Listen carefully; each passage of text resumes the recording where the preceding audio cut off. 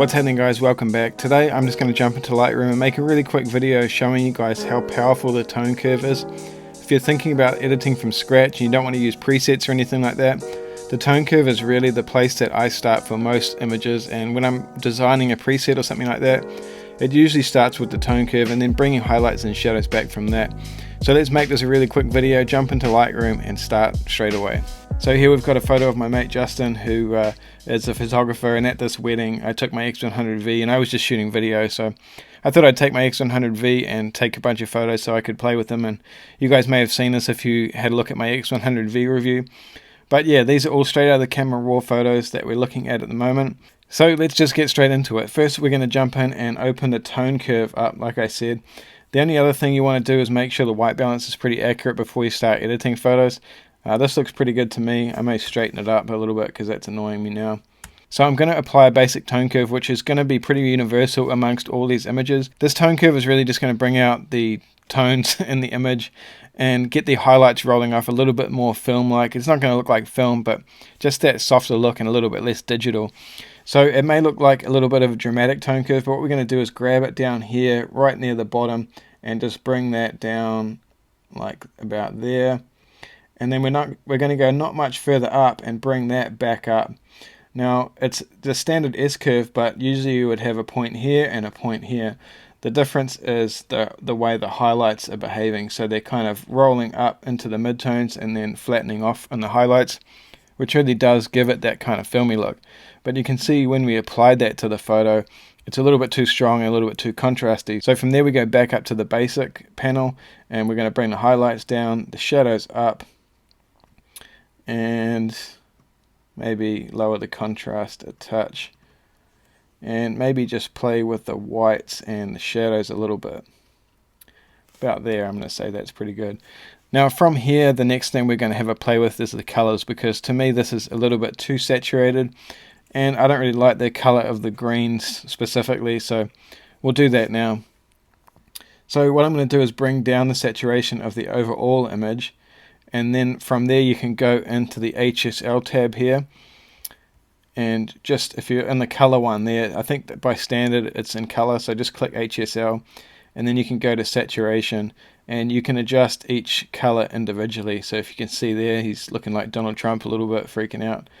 So that's affecting just the oranges, but what I want to do is just affect the greens in this image. So what I'm going to do is grab the little spot here. So if you just click that, and then you can see it gives you this kind of little icon, and you can drag that over into the greens, click and just pull down, and that's going to desaturate those greens a little bit. And then I'm going to go over to the hue and do exactly the same thing. So select that little drag slider thing and let's just play around with it and see how it looks. So you can see you can go for that more browny kind of tone or back up into the like minty greens. Let's leave it. Actually, let's go into the minty greens a little bit. And then again, I'm going to go back to the saturation and just bring the greens down like so. And then we may just bring the oranges back up to get a little bit more color in our mate's face here. And to me, that looks like the skin is a little bit too red. So let's just again grab the slider, click and drag and just kind of play around with it a little bit.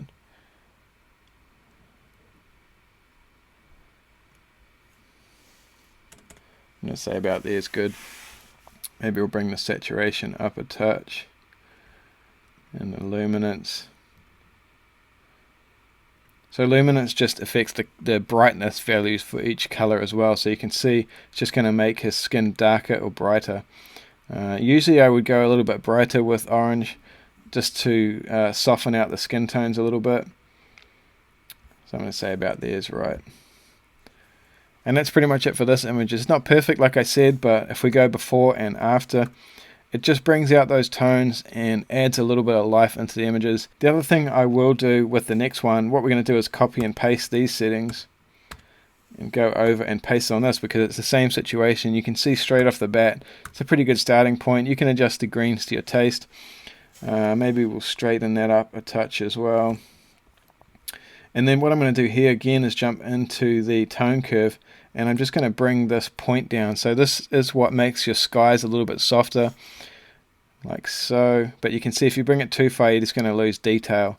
I'd leave it about there, and it just takes the bite out of it a little bit. Now we might bring the blacks down a little bit in this one. Warm it up a touch. And that's pretty good to me, before and after. Maybe bring the saturation down, the vibrance, I mean. So it does depend on the look you're going for. Some people are going to like really punchy colors, but me personally, I like it a little bit softer, and that looks nice to me. Moving on to the next one, same thing applies. If we go Control V, and it's just added that tone curve, like I said. Maybe play with the blacks a touch, and just warm it up a little bit. Straighten that beam out. There. So as you can see, again, the tone curve translates to everything. It's just really balancing it with the highlights and the shadows to get it the way you like, and make sure the exposure is right, obviously, as well. Now for this image here, we've got another portrait of my mate Justin, and I'm going to edit everything just with the tone curve, colors and everything, and we'll see how it comes out. So I am just going to up the exposure a little bit, about there. Let's add that tone curve that we were playing with before back in. Let's say about there. Maybe we can bring the highlight clipping down a touch, and maybe the highlights like that. This time we're going to edit the colors and the curve. So first we'll jump down, and I'm going to add a little S curve into each individual color here.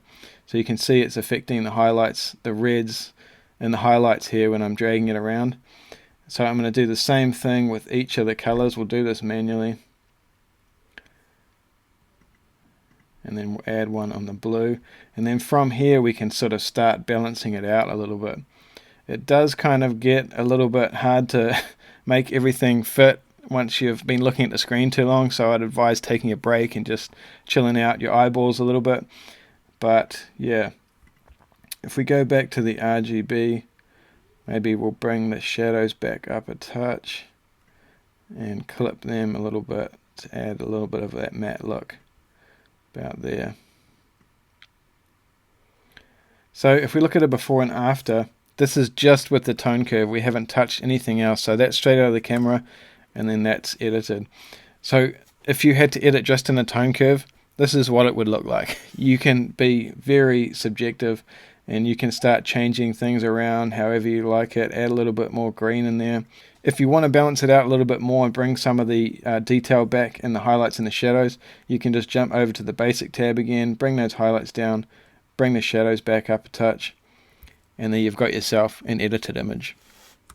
Before and after, all with the tone curve. And again, we're going to edit this photo just with the tone curve and see how we get on. I have a feeling we're going to have to bring down the highlights and the shadows a little bit because of the situation. But let's add that kind of extreme tone curve again. And you can see here it's just affecting how those highlights roll off if we do a before and after. It's just a little bit softer. Now what I'm going to do is bring that point down again. And you can see how it's affecting that window. Just making it a little bit flat, a little bit matte looking. So I like it about there, I think. Again, let's go through and add a custom RGB curve. So you can see there it looks a little bit split toned again with the greens and the reds. Let's keep playing with it. And the blue. Balance it out. Maybe go back up to the red. About there. So that's just with the tone curve again. If we go before and after. And then, like I said, we're going to have to adjust the highlights and the shadows a little bit. So let's bring those highlights down, not too much. And bring the shadows back up to about there. I think what I'm going to do is lower the saturation a little bit. When you add contrast to an image, it adds saturation naturally. So if you up the contrast quite a lot, you're going to see it's really bringing out the color in the pillow. If you lower it, you see it loses a little bit of color. So it's all kind of relative. Let's just reset that. And then I think I'm going to go back to the RGB curves and bring those blacks up a touch to about there. So that's just clipping those black points. But as you can see, maybe that needs to be a little bit warmer. About there. Before and after. All pretty much with the tone curve. So as you can see, the tone curve is actually a pretty powerful tool, and you can really heavily edit images and change colors, not just the exposure when using the tone curve. So it's definitely something to play around with and get used to. And once you kind of get to know the tone curve a little bit, you can really understand how your camera is exposing and how your presets are affecting the image. Now, one thing I want to touch on when editing images like this for digital cameras, I really don't like the plasticky kind of look. It's just too smooth. Like when we zoom into these windows here, you can see everything's just very smooth and very sharp. So I usually like to add a little bit of grain. So I'd start with about 20. Maybe we'll go 25 on this one. And then the size is, as it says, just the size of the grain. But if you add this up, see the image just goes really, really soft. So I'm going to leave that about 30. And then roughness, I usually bring quite a little bit up. So if we turn that off and on, you can see it just adds a little bit of texture and a little bit less of that plasticky digital look to the images. I'm going to upload these raw files so you can download them and watch this video back again and have a play. But yeah, that's how the tone curve works in Lightroom. Thanks for watching, guys. I'll see you in the next video.